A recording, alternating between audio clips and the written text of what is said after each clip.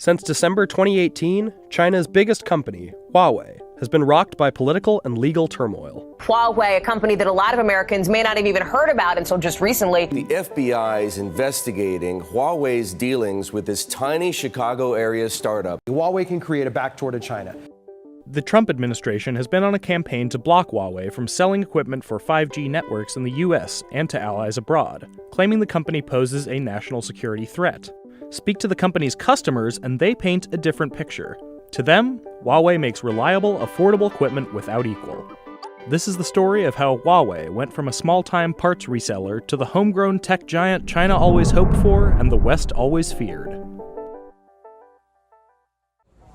I am announcing that a grand jury in Seattle has returned an indictment that alleges 10 federal crimes by 2 affiliates of Telecommunications Corporation Huawei Technologies. There is clearly a full-court press in Washington to make it seem as though Huawei poses a grave threat to the future of Western civilization, literally. And that's why you saw the Commerce Secretary, the FBI Director, and the acting Attorney General of the United States at a press conference for what were really not that serious a charge. Huawei's recent spat with the US began in December with the arrest of Meng Wanzhou, Huawei's CFO and daughter of the company's founder. Then in January, the US indicted the company for theft of trade secrets, conspiracy, and obstruction of justice stemming from a previous lawsuit brought by T-Mobile. Bloomberg Businessweek discovered that January 28th, the same day as the Attorney General's announcement, the FBI raided a Huawei-owned lab in San Diego under suspicion that it had stolen groundbreaking smartphone glass technology from another firm. But Huawei's troubles aren't anything new, having been accused by Cisco in 2002 and Motorola in 2010 of intellectual property theft. Since 2012, major US telecoms have essentially blackballed Huawei thanks to government pressure, which, while damaging, hasn't done much to slow its progress worldwide. Huawei was founded in 1987 by former People's Liberation Army engineer Ren Zhengfei in Shenzhen. At the time, all of China's telecommunications equipment was imported from abroad. Ren wanted to build a domestic competitor that could rival and eventually surpass foreign companies. The company moved quickly from reselling telephone switches made mostly in Hong Kong to designing and manufacturing its own equipment. Its early contracts with groups like the People's Liberation Army gave Huawei the government connections it needed to grow, and its high-quality, low-priced products did the rest.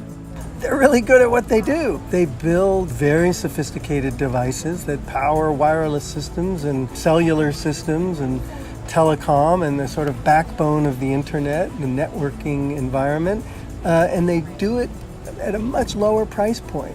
Better equipment, lower cost. There are other countries, other companies, primarily in Europe, that make this stuff, but Huawei is by far the price performance leader at the moment.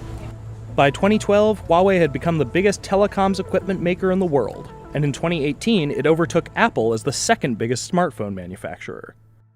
But what could be Huawei's biggest success, and what scares countries like the US so much, is its role in building the backbone of the coming 5G revolution. I think it has a lot to do with the specific character of the 5G world. It's going to be far more software-driven, which is far more open to very hidden, very subversive, very discreet backdoors that could allow malevolent states or hackers or others to wreak all sorts of havoc.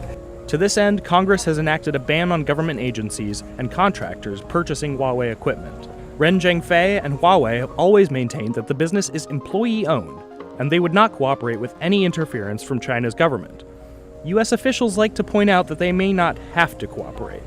China passed a law that requires, and this was in 2017, that requires all companies and all individuals in China to cooperate with the intelligence services if asked. The China hawks are saying, well, we don't have to give anyone proof of past bad behavior because with that law on the books, the potential is there for the government to simply commandeer Huawei for its own purposes.